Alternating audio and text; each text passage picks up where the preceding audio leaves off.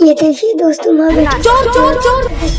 नीचे से बेटा आप जाओ जाओ, चोर को पकड़ो, मैं आपकी बेटी का ध्यान रखता हूँ। जाओ जल्दी जाओ। ठीक है अंकल, आप ना इसका हाथ पकड़ के रखना, मैं अभी आती हूँ। हाँ तुम चिंता मत करो। चोर।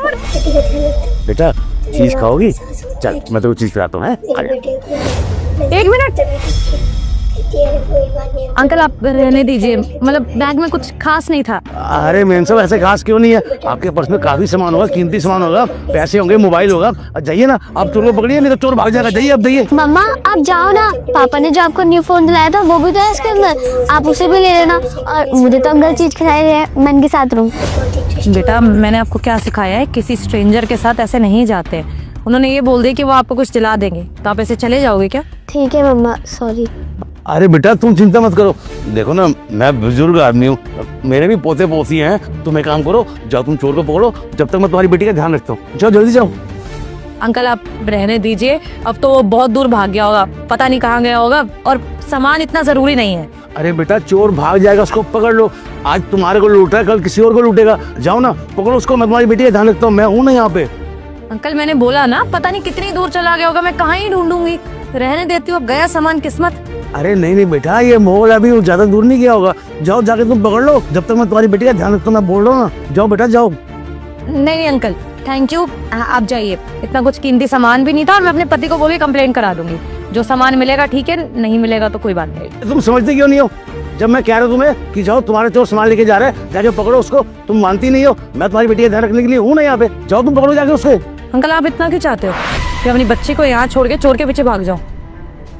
क्या इरादे हैं आपके? कमाल होगी, एक तो मैं तुम्हारी मदद कर रहा हूँ, दूसरा तुम मेरे पे इल्जाम लगा रही हो। बेटा मैं कह रहा हूँ, मैं तुम्हारी बच्ची का ध्यान रखता हूँ, तुम जाके चोर को पकड़ो, तुम्हारे बैग में कीमती सामान होगा। तो मैं बोल रही हूँ ना कि मुझे जरूरत नहीं है, वो सामान इतना कीमती नहीं है, ये कीमती है। अपनी बच्ची को छोड़ के मैं कहीं नहीं जा रही हूँ, आप जाइए। एक तो मैं आपकी मदद कर रहा हूँ और उल्टा आप मुझे चोर समझ रही हो। अरे मैं कह रहा हूँ, मैं बुजुर्ग आदमी हूँ, मैं यहाँ खड़ा हूँ, आपकी बच्ची का ध्यान रखता हूँ। आप जाओ अपना सामान ले लो चोर से जाके। अंकल आखिरी बार बोल रही हूँ मैं, चले जाइए यहाँ से। मुझे बहुत अच्छे से समझ आ रहा है कि यहाँ पर हो क्या रहा है, तो प्लीज जाइए। अरे बेटा तुम कैसी बातें कर रहे हो? मैं भला इतना बुजुर्ग आदमी हूँ, मैं तुम्हें क्या बच्चे उठाने वाला दिखता हूँ क्या? अरे बेटा ऐसी बात नहीं है, मैं दोस्त तुम्हारी मदद कर रहा था। जाओ जाके चोर को पकड़ लो, अभी ज्यादा दूर नहीं गया होगा वो। आपको क्या लगता है बेवकूफ हूँ मैं? न्यूज चैनल नहीं देखती, मुझे पता नहीं है कि क्या चल रहा है और क्या नहीं। आपके साथ ही मिला हुआ था ना वो, मेरा पर्स लेके भागा है ताकि उसके पीछे मैं भागूं। अपनी बच्ची को यहाँ छोड़ दो और मेरी बच्ची को आप किडनैप करके लेके चले जाओ। अपनी बच्ची को ना इतनी आसानी से किसी के हवाले छोड़ती नहीं हूँ मैं। मम्मा आप अंकल पे इतना चिल्ला क्यों रहे हो? आप ही तो बोलते हो कि बड़ों की रिस्पेक्ट करनी चाहिए। देखा बच्ची कितनी समझदार है, इसको बड़ों का कितना प्यार और कितना आदर करना आता है। तो आप भी समझिए ना, आप जाइए चोर को पकड़िए, मैं बच्ची का ध्यान रखता हूँ। अंकल बहुत हो रहा है, मेरी बच्ची का ना पीछा छोड़ दो और चले जाओ यहाँ से, नहीं तो शोर मचा दूंगी, मॉल में भीड़ इकट्ठी हो जाएगी, फिर आपको ही पता क्या हाल होगा आपका। कमाल होगी, एक तो मैं आपकी मदद करना चाहता हूँ और दूसरा मुझ पे इल्जाम लगा रही है कि मैं किडनैपर हूँ। अरे बेटा क्यों तुम ऐसी बात कर रहे हो? मैं तो तुम्हारी बच्ची की भलाई के लिए कह रहा हूँ, तुम्हारे लिए भलाई के लिए कह रहा हूँ। तुम्हारा सामान है पर्स में, जाके ले लो। लगता है अंकल आप ऐसे नहीं मानोगे। ठीक है शोर मचा देती हूँ और पुलिस को भी कंप्लेंट कर दूंगी, फिर तो सच्चाई सामने आ ही जाएगी। मदद कर रहे हो या मिले हुए हो उसके साथ? ठीक है, नुकसान तुम्हारा हो ना, मेरे हो गया। जाओ बाहर में जाओ। नहीं कहाँ से आया फिर? मम्मी आपने उन अंकल को ऐसे डांट के भेज दिया? बेटा वो अंकल अच्छे नहीं थे, आप अभी बच्चे हो ना, आपको समझ नहीं आ रही, लेकिन आपके टीचर्स ने भी आपको सिखाया है ना, कोई अनजान आदमी ऐसे ऑफर करे कि ये खिला देंगे वो खिला देंगे तो नहीं जाना। अम्मा को समझ आ गया, नहीं तो ये ले जाते हैं आपको। आप ठीक तो हो ना? हाँ मम्मा ठीक हूँ, और आगे से मैं किसी के साथ भी ऐसा नहीं रहूंगी, आपके साथ ही रहूंगी। गुड कर, चलो घर चलते। सनी पापा आ गए आप? बच्ची कहाँ है? अरे यार बच्ची मेरे हाथ नहीं लगी है। क्या यार पापा, आपसे एक छोटा सा काम नहीं होता है? छोटी सी बच्ची को किडनैप करना था, वो भी नहीं कर पाए आप। अरे क्या करूं, उसकी माँ बहुत सियानी थी, उसने बच्ची को मेरे हाथ लगने नहीं दिया। मैंने बहुत कोशिश की कि मैं किसी तरह उसको अपने झांसे में ले लूं, लेकिन उसने मेरी एक नहीं सुनी और अपनी बच्ची को लेकर भाग गई। अब आपने सोचा हमारा क्या होगा?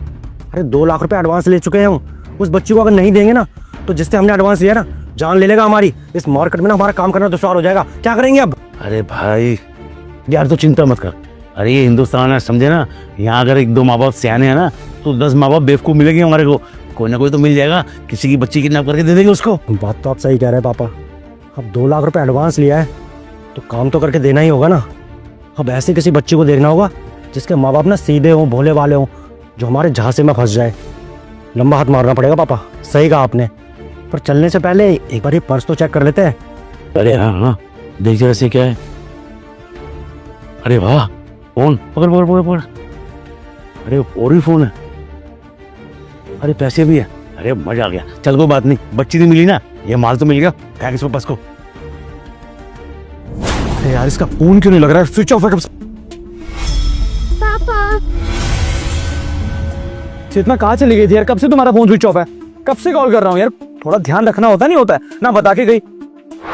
नहीं, वो मैं पास वाली मार्केट में गई थी सोफिया को लेके, और मेरा पर्स चोरी हो गया, उसी में फोन था, तो कांटेक्ट नहीं कर पाई तुमसे। व्हाट? तुम्हारा पर्स चोरी हो गया? यार चेतना, तुम्हें कितनी बार कहा है कि ध्यान रखा करो, तुम्हारा ध्यान पता नहीं कहाँ होता है, मुझे समझ ही नहीं आती। सनी, अगर मैं लापरवाह होती ना तो पैसे के साथ साथ हमारी बेटी भी चली जाती। अपनी बेटी को ना बचाया है मैंने। क्या क्या कहना क्या चाहती हो तुम? कभी कह रही हो बैग चोरी हो गया, कभी कह रही हो बच्ची बच गई, क्या एक्सीडेंट वगैरह? क्या बोल रही हो चेतना यार, तुम पागल हो क्या? मैं बताती हूँ। मार्केट में मैं और सोफिया बस घूम रहे थे, तो एक चोर आया, मेरा पर्स लेके भाग गया। मेरे इंस्टिंक्ट तो यही रहेंगे कि चोर के पीछे भागो, तो मैं चोर के पीछे भागने लगी। तो एक अंकल आए, वो कहते कि मैं आपकी बेटी का ध्यान रखता हूँ, आप जाओ। तो मैंने सोचा मैं चोर को पकड़ लेती, उसमें इतना कीमती सामान है। लेकिन तब मुझे ध्यान आया कि हम वो न्यूज़ पे देख रहे थे ना, आजकल बहुत ही किडनैपिंग वगैरह चल रही है बच्चों की। तो मुझे कुछ शक हुआ, तो मैं वापस आ गई, मैंने छोड़ दिया पर्स और फ़ोन वगैरह। मैंने कहा बच्ची ज़्यादा ज़रूरी है। और फिर सनी, वही हुआ जिस चीज़ का डर था, वो किडनैपर ही था। मैं बोलती रही कि अंकल आप जाओ, मैं अपनी बच्ची के साथ रहूंगी, तो बार बार मुझे फोर्स करता रहा कि चोर के पीछे भागो, चोर के पीछे भागो, ताकि हमारी बच्ची को उठा के लेके चला जाए वो। लेकिन मैं गई नहीं, अपनी बच्ची के साथ रही। अरे वो सामान थोड़ी कीमती, हमारी बच्ची कीमती है। तुमसे कितनी बार कहा है कि मेरी बच्ची को ऐसे मत लेके जाया करो यार मॉल। तुम्हें पता ना बाहर का माल कितना खराब है, अभी कुछ हो जाता ना मैं। सनी, बच्ची मेरी भी है, और बाहर ही तो गए थे। अगर हम बाहर चले गए तो उसमें हमारी गलती क्या? चोरों की गलती, किडनैपरों की गलती है यार, हमें थोड़ी पता था। तो ड्राइवर या किसी गार्ड वगैरह को साथ में ले जाती यार, तुम्हें अकेले जाना जरूरी था क्या? इतनी सिक्योरिटी फिर भी तो। नहीं, मुझे थोड़ी पता था। सोफिया का बाहर घूमने का मन कर रहा था, तो मैंने सोचा मार्केट तक लेके चली जाती हूँ, तो ले गई। अब वहाँ पे चोर आ गए तो उसमें मेरी क्या गलती? कैश कितना था तुम्हारे बैग में? पर्स में कैश 20-30 हज़ार ही था, मैं 5,000, तो मैंने कुछ लिया नहीं। फोन था और डॉक्यूमेंट्स थे। बहुत बढ़िया। पुलिस कंप्लेंट की? पुलिस कंप्लेंट तो नहीं करी, नहीं, हम दोनों बहुत डर गए थे, और मुझे डर था वो किडनैपर पीछे पीछे ना आ रहे हो। मैं अकेली कैसे ही लड़ती उन दोनों से, तो मैं बस फटाफट सोफिया को लेके घर आ गई। अरे यार चेतना, तभी कहा है कि कम से कम मेरा मोबाइल नंबर याद रखा करो। अगर ऐसी कोई इमरजेंसी सिचुएशन फंसे तो कम से कम किसी के फोन से मुझे फोन तो कर लो, मैं आ जाता ना उधर ही। अब तुम्हारे फोन का अगर उसने मिसयूज कर लिया होगा, फिर क्या करोगे बताओ? चलो हमारी बच्ची बच गई, लेकिन अगर कोई केस हो गया ना चेतना, तो कहीं के नहीं रहेंगे हम लोग, समझ में आया? सब बर्बाद हो जाएगा 1 मिनट में। अरे बेटा तुम ठीक हो? तुम ठीक हो? चलो चलिए पुलिस कंप्लेंट करते हैं। ड्राइवर गाड़ी निकालो।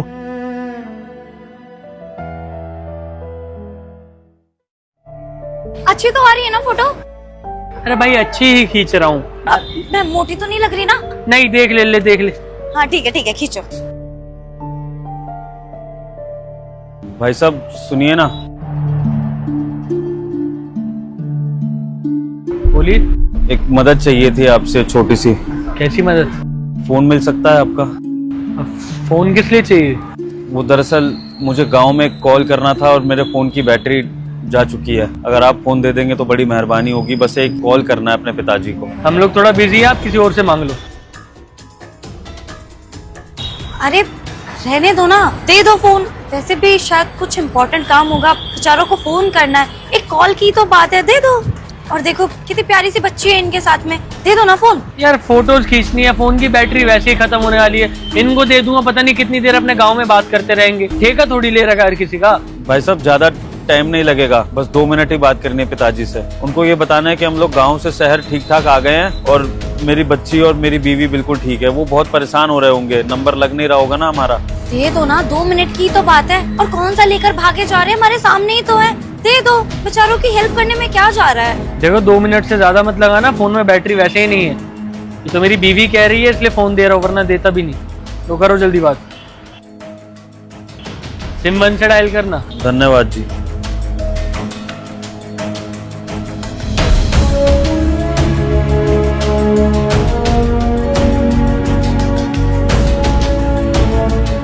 हाँ बाबूजी राम राम। वो फोन ऑफ हो गया था ना।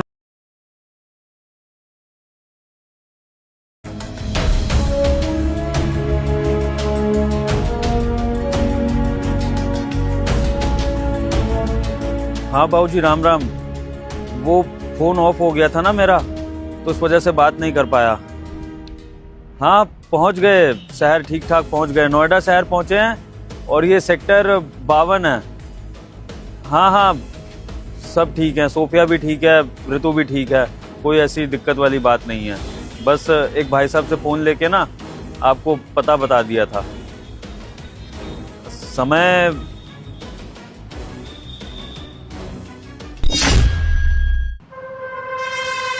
11:35 हो रहे हैं बाबूजी। जी हाँ हाँ, जैसे ही फ़ोन मैं ऑन करता हूँ मैं आपको कॉल बैक कर लूँगा। ठीक है, प्रणाम। लीजिए भाई साहब, बहुत बहुत धन्यवाद आपका। और तो नहीं करने की रिश्तेदारी में बात? नहीं नहीं, बस बहुत बहुत धन्यवाद। चलते हैं जी, बहुत बहुत धन्यवाद।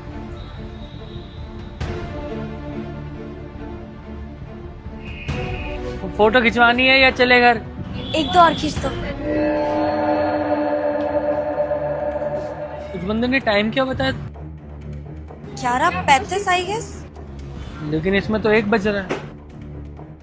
लगता है पढ़े लिखे नहीं होंगे इसलिए पता नहीं होगा। छोड़ो ना, तुम फोटो खींचो।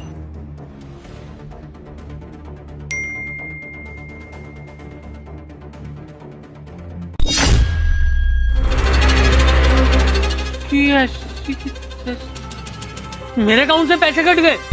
क्या? ये देखो। पैसे कट गए? पर अचानक से पैसे कैसे कट गए? तुमने कुछ पेमेंट करी थी क्या? नहीं यार, तुम्हारे सामने ही खड़ा हूं ना तब से। एक काम करो, पहले तुम अपना बैलेंस चेक करो कि कितना है। हो सकता है ये कोई फेक मैसेज हो, है ना? जल्दी करो।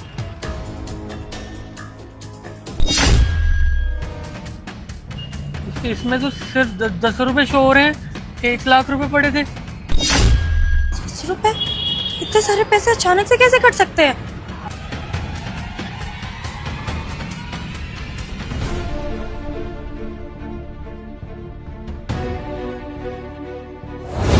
तो 11:35 हो रहे हैं बाबूजी। 11:35 को बोल रहा था ना, टाइम नहीं था, वो OTP बता रहा था। मतलब वो फ्रॉड करके चले गए हमारे साथ? यहीं गई होंगे, जल्दी पकड़ते हैं उन्हें। हाँ हाँ, जल्दी चलो।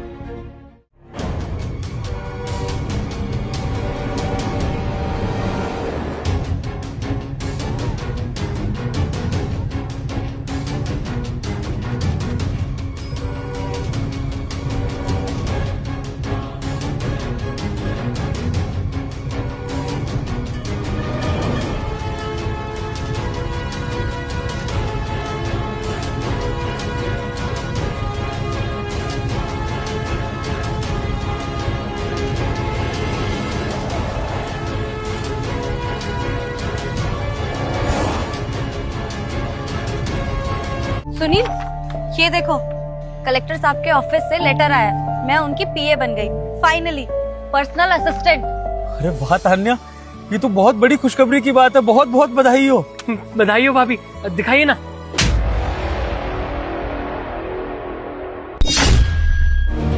दूर रहो मुझसे। तुम्हारी हिम्मत भी कैसे हुई मेरे हाथ से ये लेटर छीनने की? तो तुम अपने छोटे भाई को कुछ समझाते क्यों नहीं हो? और एक और बात, तुम्हें अगर मेरा पति बन के रहना है ना, तो 2 करोड़ रुपए देने पड़ेंगे। 2 करोड़? 2 करोड़ भाभी? क्या नाटक लगा रखा है तुमने तान्या? 2 करोड़ का मतलब मैं समझा नहीं। मैं तुम्हें 2 करोड़ क्यों दूंगा? और तुम इतनी बदतमीजी क्यों कर रही हो? तुम अभी अभी इतनी बड़ी खुशखबरी दे रही थी कि तुम कलेक्टर साहब के ऑफिस की PA बन गई हो, और अब तुमने मेरे भाई को थप्पड़ मारा, मुझसे 2 करोड़ मांग रही हो। हुआ क्या है तुम्हें? हाँ हाँ, मानती हूँ कि तुम्हारी औकात से बहुत ज्यादा पैसे मांग लिए। वैसे ये तो बहुत कम है, और मांगने चाहिए अगर मेरा पति बन के रहना है तो। अब तुम खुद ही देखो ना, मैं कलेक्टर साहब की पर्सनल असिस्टेंट हूँ। तुम मेरा स्टैंडर्ड समझ रहे हो? अगर ऑफिस में मुझसे कोई पूछेगा कि मेरा पति क्या करता है, तो मैं क्या कहूंगी? कौन हो तुम? क्या करते हो?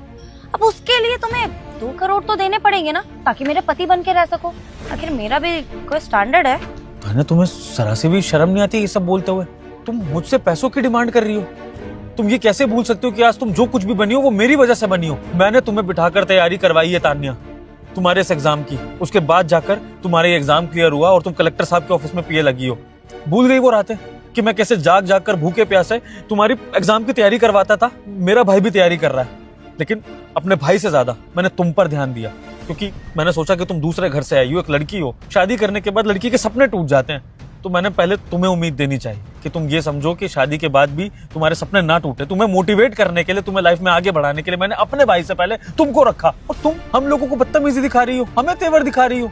तुम ऐसे कैसे कर सकती हो तान्या? हाँ, तो मैंने कहा था कि अपने भाई पर ध्यान ना देकर अपनी बीवी पे ध्यान दो। दे लेता ना अपने भाई के ऊपर ध्यान, हो सकता है आज ये भी कुछ बन जाता और तुम भी कुछ बन जाते। अरे मुझे ऐसे तो नहीं रहना पड़ता ना। और देखो यार, मैं ना अपनी बेइज्जती नहीं करवा सकती। अरे कलेक्टर साहब की पीए हूँ मैं, इज्जत है मेरी कोई। और कोई बात नहीं, तुम्हारे पास पैसे नहीं है ना, तो मैं किसी और इंसान को ढूंढ लूंगी, बहुत अमीर और जो मेरे स्टैंडर्ड से मैच करता हो, उससे शादी करूंगी, उसके साथ रहूंगी। और मुझे लगता है कि मैंने ना अपना टाइम वेस्ट कर दिया। तुम्हारी औकात देख के तो लगता ही नहीं है कि तुम लोगों के पास 2 करोड़ होंगे। तो मैं चलती हूँ। भाभी जी देखिए, हमारी गलती की सजा हमारे भैया को मत दीजिए।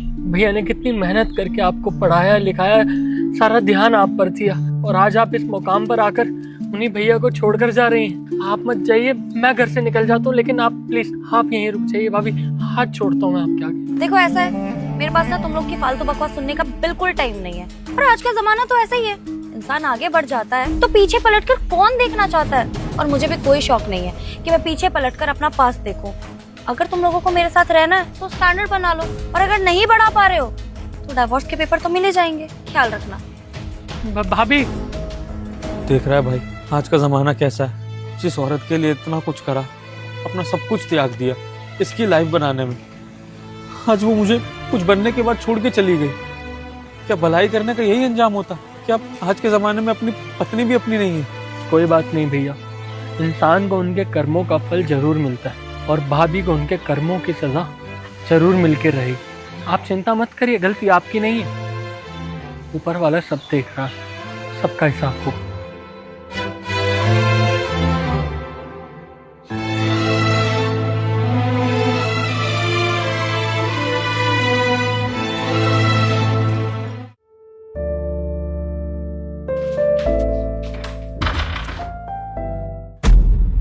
अरे तुम यहाँ? क्या बात है, हमारी किस्मत भी तो देखो। झुग्गे झोपड़ी में छोड़ा था और आज तो मुझे कहाँ मिल रहे हो, इतने बड़े कलेक्टर के ऑफिस में, और वो भी क्या करते हुए, ये पानी सर्व करते हुए। वैसे तुम लोगों की औकात भी तो यही होती है ना। अच्छा ही क्या मैंने उस टाइम पे छोड़ दिया। वैसे आज भी तुम्हारी औकात कुछ ज्यादा ऊंची हुई नहीं है। कलेक्टर के ऑफिस में भी उनका काम ही कर रहे हो, उसे पानी सर्व करके। एक काम करो, मेरे लिए भी ना 1 गिलास पानी का ले आओ, जाओ। तान्या, तुम्हें शायद बहुत बड़ी गलतफहमी हो रही है। तुम मुझे भी गलत समझ रही हो, और तुम इस सिचुएशन में भी बहुत गलत बोल रही हो। तुम्हें बोलने से पहले सोच समझ लेना चाहिए। ऐसा ना हो कि तुम्हें अपने वर्ड्स के लिए पछताना पड़े। पछताना तो तुम्हें पड़ा होगा ना, जब मैंने तुम्हें छोड़ दिया था। लेकिन मैं क्या ही करती, मेरे पास और कोई ऑप्शन ही नहीं था। इतनी अच्छी नौकरी के बाद मैं तुम्हारे जैसे गरीब पति के साथ तो नहीं रह सकती थी ना। आज देखो, मैंने इतने रिच बंदे से शादी करी है, वो महीने का एटलीस्ट 2 से 2.5 लाख तो कमाता ही है, और 1.5 लाख मेरी सैलरी है। पता भी है कितनी अय्याशी करते हैं हम। अरे तुमने तो इतने सपने भी नहीं देखे होंगे। तुम्हारे लिए तो यही एक बहुत बड़ा सपना होगा कि तुम एक कलेक्टर को पानी सर्व कर रहे हो। इससे ज्यादा तुम लोगों की औकात भी तो कहाँ होती है ना। और तुम्हें एक और चीज बताऊं, यहाँ पे ना कलेक्टर बदलते रहते हैं, लेकिन मैं यहीं रहती हूँ। और तुम ना चिंता मत करो, यहाँ जो आज नए कलेक्टर आने वाले हैं ना, मैं उन्हीं से मिलने आई हूँ। मैं तुम्हारे बारे में उन्हें कोई शिकायत नहीं करूँगी। अगर तुम मेरे पर्सनल नौकर बन जाओ तो क्या कहते हो? किसी की इतनी औकात नहीं जो एक IAS ऑफिसर के भाई को अपना नौकर बना सके। IAS ऑफिसर और तुम? यस, एक्स भाभी जी, मैं वही हूँ जिनके यहाँ आप PA की नौकरी करने आई है, IAS उज्जवल शर्मा। अब जो भी बोलिएगा सोच समझकर बोलिएगा।